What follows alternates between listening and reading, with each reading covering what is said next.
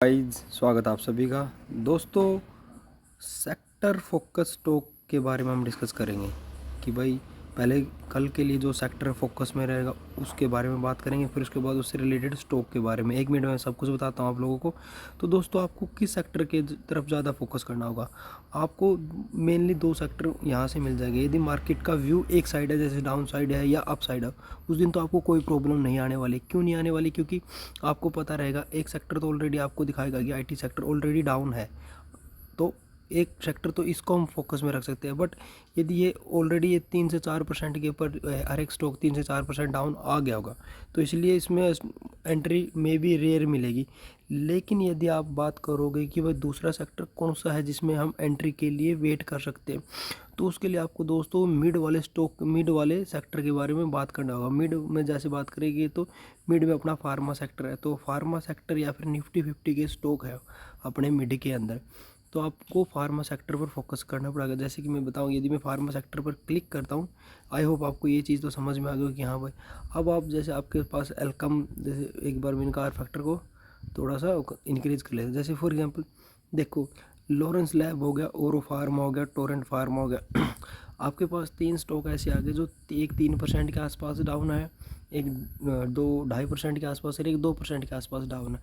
तो ये ऑलरेडी ये तो ज़्यादा रिएक्ट कर चुके हैं। लेकिन उसके बाद यदि आप बात करें जैसे कि जुडिस लाइफ है या फिर डॉक्टर रेड्डी है, जैसे डॉक्टर रेड्डी है, अपना डॉक्टर रेड्डी अभी इतना रिएक्ट नहीं हुआ, 0.8% के आसपास रिएक्ट हुआ। तो अभी यदि हम इसका एक बार चार्ट ओपन करके देखते हैं तो आप लोगों को एक जर्नल आइडिया मिल जाता है कि भाई इस स्टॉक में अपनी एंट्री बन सकती है या नहीं नेक्स्ट डे। क्योंकि स्टॉक ऑब्वियसली बात है, या तो अपने मार्किंग लेवल के आसपास आएगा या फिर वहीं से गैप डाउन देगा, तो हम उसमें एंट्री नहीं बनाएंगे। अदरवाइज स्टॉक अपनी एंट्री के लिए बना रहेगा। अभी नेटवर्क थोड़ा सा स्लो है भाइयों, इसलिए मार्केट में चार्ट ओपन रह रहा है। हम एक बार वापस चलते हैं, ठीक है।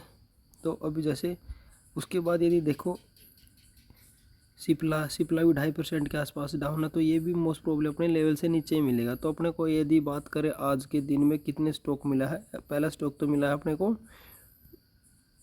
और ये दूसरा एल्कम देखो 0.7% के आसपास डाउन है।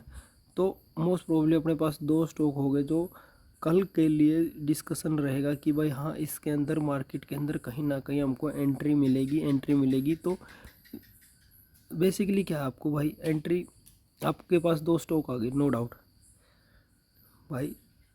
तो सबसे पहले आप लोगों को क्या करना, वही सेम रूल, निफ्टी 50 का व्यू देखना। निफ्टी 50 का व्यू यदि नेगेटिव है या फिर पॉजिटिव है, तो आपको उसके बाद सेक्टर का व्यू देखना।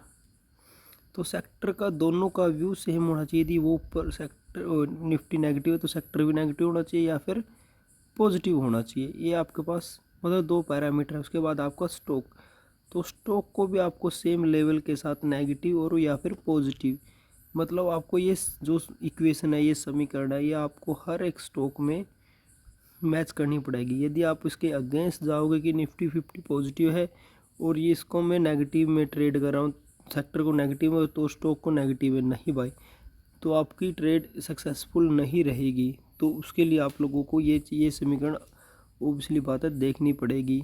क्योंकि इससे क्या रहेगा कि भाई जो स्टॉक है ना, जो जैसे ग्लेन फार्मा है, जैसे लुपिन है, लुपिन पॉजिटिव है और अपना व्यू है नेगेटिव वाला, तो हम क्यों इसमें एंट्री करेंगे? तो इसको हम लुपिन को छोड़ देंगे, समझ लो। जैसे कि अपना ये अबाउट इंडिया 2% के आसपास अप है, तो हम क्यों इसके अंदर मार्केट के अंदर फेरबदल करेंगे या फिर छेड़छाड़ करेंगे, इसके अंदर पॉजिटिव सेंटीमेंट लाने की कोशिश करेंगे? नहीं। तो आई होप आप ये चीज़ समझ गए होंगे कि भाई इसके अंदर आप लोगों को क्या करना और क्या नहीं करना।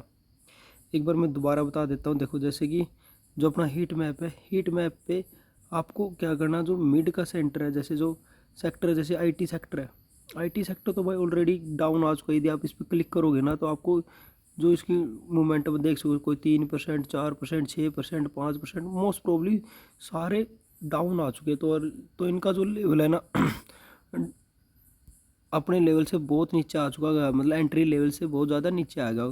तो अभी उसके बाद फोकस में क्या है, देखो ये स्टॉक पॉजिटिव होने की प्रोबेबिलिटी रखता है, सॉरी ये सेक्टर बैंक पॉजिटिव होने की प्रोबेबिलिटी रहेगा। कहने का मतलब जो इतने सेक्टर में ये बार छोटी है ना, तो ये है क्या, पॉजिटिव होने की प्रोबेबिलिटी, क्यों ये पॉजिटिव की तरफ जा रहा है, ये नेगेटिव की तरफ जा रहा है, तो आपको क्लियरली विजिबल है।